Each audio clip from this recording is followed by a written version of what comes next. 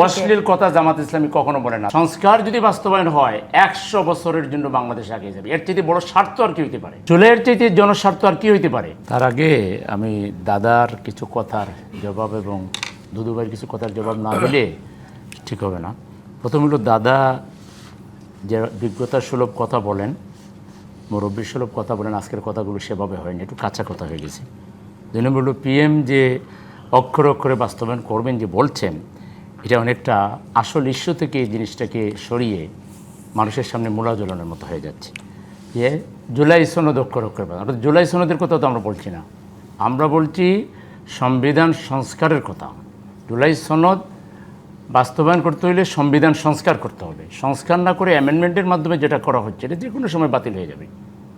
এটা টেকসই নয়, এটা কার্যকর কোনো নয়, পরিবর্তন নয়। কথাটা দুইটা।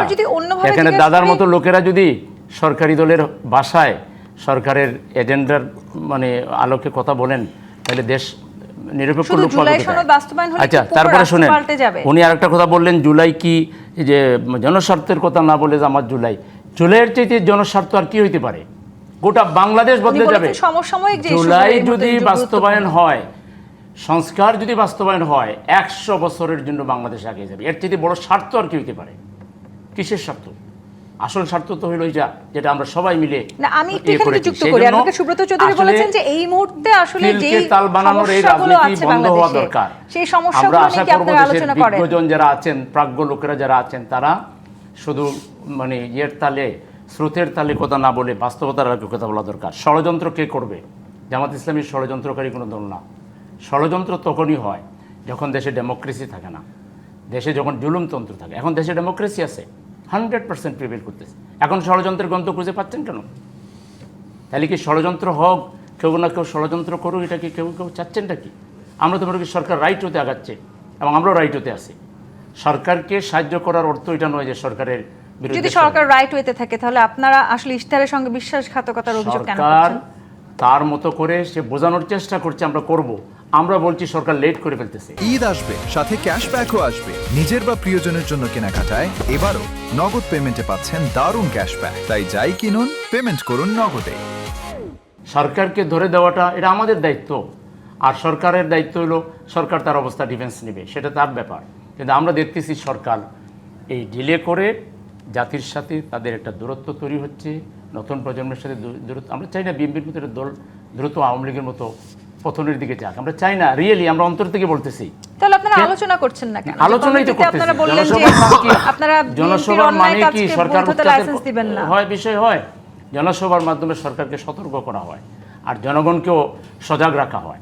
কারণ সজাগ জনগণ ছাড়া স্বাধীনতা রক্ষা। কিন্তু শামসুজ্জামান দুদু যেটি বললেন যে আপনারা আসলে লাইসেন্স দেওয়ার কেউ নন। অশ্লীল কথা জামাত ইসলামী কখনো বলে না। দাদাকে বলছি, আপনি বক্তব্য তৈরি করে দেখবেন, জামাতের কোনো নেতা কখনো অশ্লীল কথা বলে না। আপনার কাছ থেকে শব্দটি ভালো লাগেনি। তারপরে মাননীয় প্রধানমন্ত্রী কিছু ভালো ভালো কাজ করছেন, ইয়েস, এটা আমরা ওয়েলকাম জানাই। তিনি বিরোধী দলীয় নেতার সাথে দেখা করেছেন, অন্য রাজনৈতিক দলীয় নেতার সাথে করে তিনি হাইটে চলে যান। আবার আমরাই তো অফলাইনে আলোচনা করলাম যে অনেক সময় অনেক বেশি ফ্রি হয়ে যাওয়াটাও কিন্তু প্রধানমন্ত্রীর জন্য মানানসই নয়। তো এটা যাক, এটা প্রধানমন্ত্রীর একান্ত ব্যক্তিগত বিষয়, উনি যেভাবে ভালো মনে করেন সেভাবে করবেন। আমরা চাই প্রধানমন্ত্রী, না আমরা তো প্রধানমন্ত্রী ভালো চাই, আপনিও চান, যা সবাই ভালো চাই, সেই জন্য একটা কথা বলা। জি, সেই জন্য আমরা মনে করি সস্তা জনপ্রিয়তার দিকে না গিয়ে বাস্তবে দেশটা কিভাবে আমরা সবাই মিলে তাহলে বিএনপি সস্তা জনপ্রিয়তার দিকে হাঁটছে মনে করেন? সস্তা জনপ্রিয়তা আছেই বলে, এবং সব সরকার এটা চায় যে জনগণের সামনে কিছু মূলা। আচ্ছা, এখন আমি আসবো আপনার কাছে। আপনারা দুদুভাই কথা বলে দেই, দাদা বলেছি দুদুভাইটা বলে দেই ছোট করে। দুদুভাই বিরোধী দলীয় নেতাকে বলতে গিয়ে যেভাবে একটু তুচ্ছ-তাচ্ছিল্যের সুরে বললেন, দুদুভাই ডাক্তার শফিকুর রহমান সাহেবকে চিনেন না, জামাত ইসলামকে চিনেন না, আমি এটা মনে করি না। তো আমরা এমন হওয়া উচিত না যে আমরা সব অতীত বলে গেলাম। বিরোধী দলীয় নেতার বক্তব্যের প্রশংসা টুকু সাহেব, ওনাদের স্ট্যান্ডিং কমিটির লিডার, এবং আরও অনেক এমপি পার্লামেন্টে বলছেন যে বিরোধী দলীয় নেতা, তিনি অত্যন্ত সুন্দরভাবে মার্জিত ভাষায়, এবং তিনি বিরোধিতার জন্য বিরোধিতা করেন না। এই কথা ট্রেজারি বেঞ্চ থেকে আসছে।